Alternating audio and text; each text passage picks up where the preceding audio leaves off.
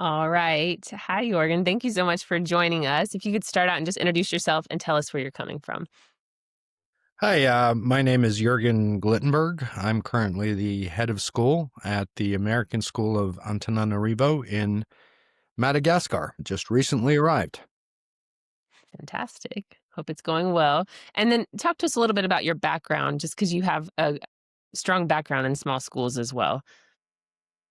Yeah, I was the head of school at the American International School of Yaoundé prior to coming here. Also, a small school in West Africa, and have been working in international education my entire career. Actually, grew up as an international student myself. Was an IB student, and it was my experience as a student in international schools that made me decide to become an educator myself. All right. So we're Exactly. going to talk about a couple of things today, but let's start out and talk a little bit about enrollment and finances and the realities of what that may look like in small schools. And I know that you have some experience with this and some Oh, approaches that may be helpful to other people. So if you could just share any expertise and guidance around enrollment drops and how you've managed your finances in a small school. right. Well, what's really important for small schools is the fact that they are very vulnerable to even the slightest change in enrollment or drop in enrollment. Given the geopolitical circumstance that we find ourselves in now, this has affected a lot of schools. Well, not just small schools, large schools, medium-sized schools, and the small schools.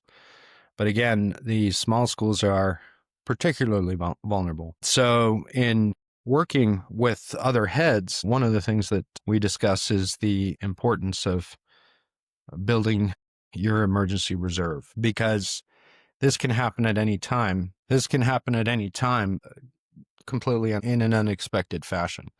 The ramifications of what has been happening over the last few months. Not that it was a surprise, but the level of impact was a surprise to many of us, because there was no way of predicting how severely it would affect our enrollment. So that emergency reserve is key. When I was in Yaoundé, we faced a similar situation at the beginning of COVID, where families were pulled out, and then very slowly it took a year and a half for the families really to return. And that affected our enrollment. And because of the situation, because of COVID, there was no emergency reserve. So working very closely with the board and the business manager, we had to set up a credit with our local bank that allowed us to continue to operate for a year, but setting up a very strict payment plan, so that was paid back within 2 years, allowing us to continue to employ our staff and faculty and run the school in such a way that it was attractive to the families to return. But that meant a very stringent 2-year financial plan in order to make that uh, make it a realistic solution. Now, I know the same as we here have also noticed a uh, uh, downward turn in enrollment. And again, what is fortunate for ASA here in Madagascar is that they've really worked hard at building an emergency reserve in case that should be needed in a situation like this. And so regardless of, it's very tempting when you put together a budget, especially in a small school where you're really struggling to make ends meet, to sideline your emergency reserves and postpone that for a later time. But it should always be something that is budgeted for and built for, because the emergencies, the downturn in enrollment, those things, like I said at the beginning, can happen at any time. Exactly. Can you talk us through how you would suggest building that reserve? Gotta prioritize it, but do You you have to have any guidance? prioritize it, and you have to build it into the budget. So you have to budget for it in your yearly budget cycle. And, you know, depending on the size of your budget, it doesn't have to be much, but you have to have that culture of that's not something that we're going to skimp on or save, because it ends up being short-sighted, and too many of our schools end up in a very difficult situation when invariably something happens, and there are no reserves to tap into. Yeah, exactly. And when you took the loan in Cameroon and you said 2 years was your timeline Uh-huh. to pay it back, right? Uh-huh. Will you talk us through how you did that? Like, how did you make sure that that was done? What changes did you make in your budget? And yeah, what changes did you make financially to be sure that you could pay that loan off? Staffing through attrition. Okay. Our numbers have gone down, and my focus is always it has to be a 1 to 2 year plan, because unless you want to operate with mass layoffs, which puts the school in a very difficult position depending on the laws of the country legally, but also in its reputation when the school goes back out to hire teachers. This sort of thing is definitely something that spreads very quickly. And plus, it ends up being a very drastic solution for the community. And it is not one that I think is effective. So you look at your staffing over 1 to 2 years, look at the people that are up for renewal or are planning to leave, and restructure according to the staff that you have, and very carefully look at what needs to be rehired and what does not, because our major expense is faculty, Mhm. and especially our expat faculty, because it's not only their salaries, it's all the other, well, we call them benefits, but it's actually necessary uh, things that we have to include, from housing to medical insurance to flights home and so on. But that is, ends up being 85-90% of our budget. Yep. Yeah, exactly. And Do the you important have thing and the important thing here too is when you're making those savings, that you work very, very carefully with the board and save in the areas like staffing, if your numbers are down, and not in instructional materials or educational resources, because that's only 15, maybe 20% of your budget as is, and there's no room for cutting back there. That may be one of the areas that, depending on the makeup of your board, if you have finance people, that's where they'll go first. And as head of school, you have to work very hard and be willing to educate the board on what can be cut and what cannot. But it's a good point that, like, if you really have to make cuts and your enrollment has dropped, you've gotta look at staffing.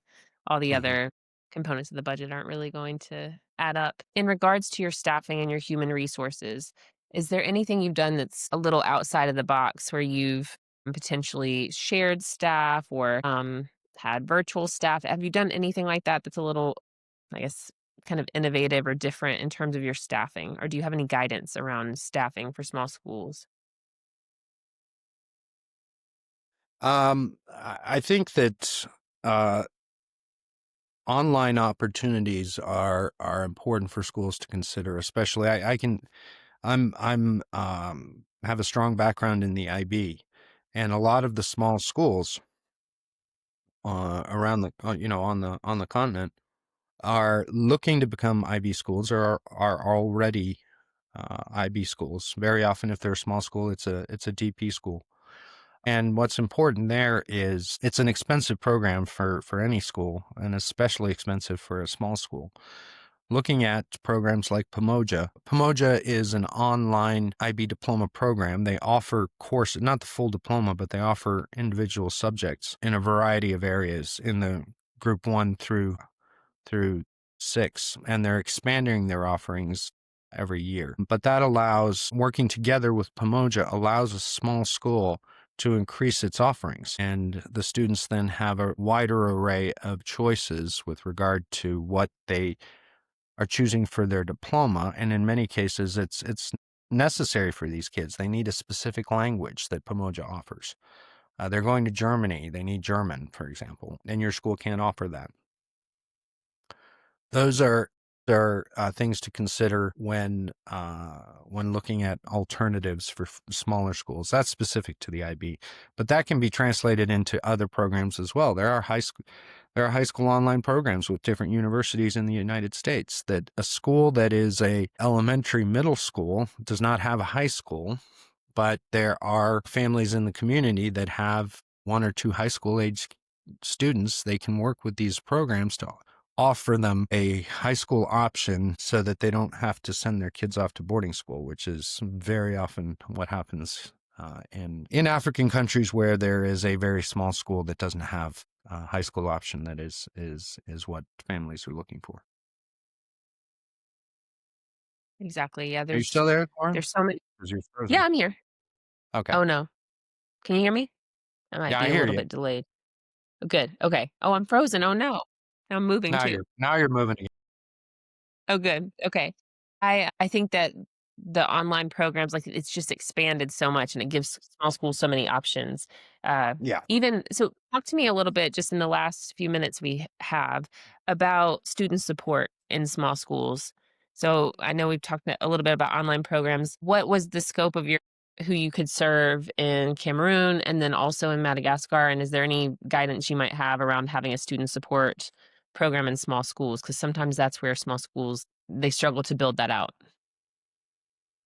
Yeah, I think that what was wonderful in Cameroon and is wonderful here in Madagascar as well is that we are able to offer support for students up to mid-range learning differences. And that has a lot to do with sort of a refocus on education. For a very long time, we really pushed the notion that every teacher is a language teacher. Now, what we're really working towards is also that every teacher is a learning support teacher. And that enables us to work with students across grade levels and expand the offerings that expand the scope of support that is available to our students.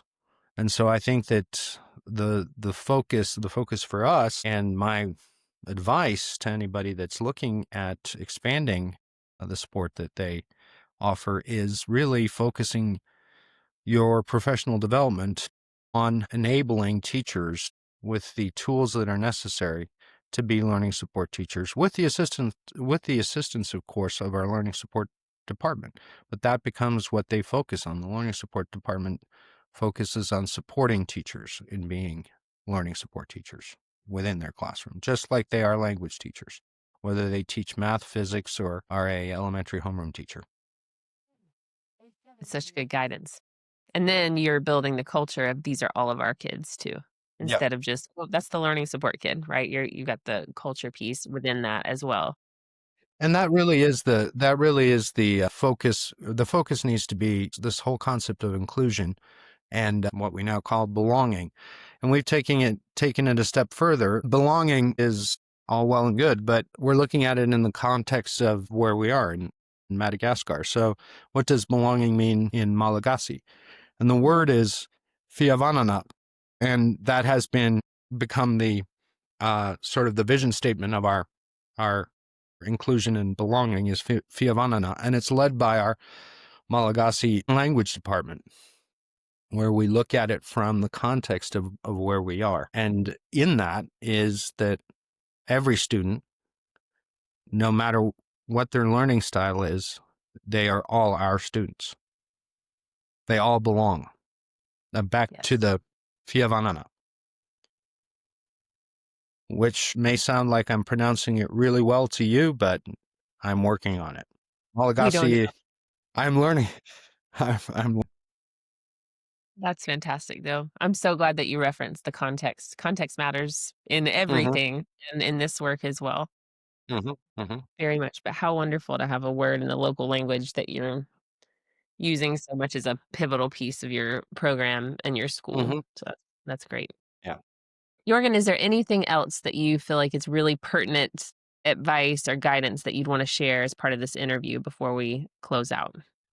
Yeah, I think back to the human resources part, I think that one of the things that I talk a lot about when I have conversations with other heads of school in this region is really the hiring process of bringing in people that really are experienced this in the context of where we are.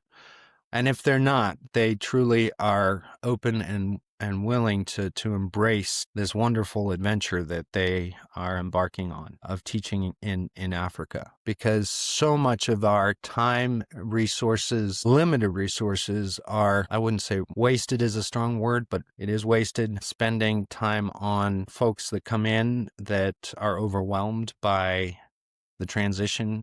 They're coming Mm, from Europe, they're coming from North America. They've never been to this part of the world or similar parts of the world. And this is just not a good fit for them. I think that's a disservice to them. It's definitely a disservice to our kids. And we need to have people working in this part of the world that are excited about being here. And so if that means that you have to, as a head of school, spend a lot more time recruiting and not hiring the first candidate that comes across your desk, I spend time, I hire, and my hiring season goes through April into May, if mm. necessary, just to make sure that we find the right people. To be sure you get the right people, yeah. That's the whole thing, Good to Great, Jim Collins, like, he Mhm. talks about getting the right people on the bus and the right people in the right seats, and that's what Exactly. you're talking about. Yep, yeah, Exactly. people that wanna be there. Thank you. Alright, then thanks for joining us. Absolutely. Thank you.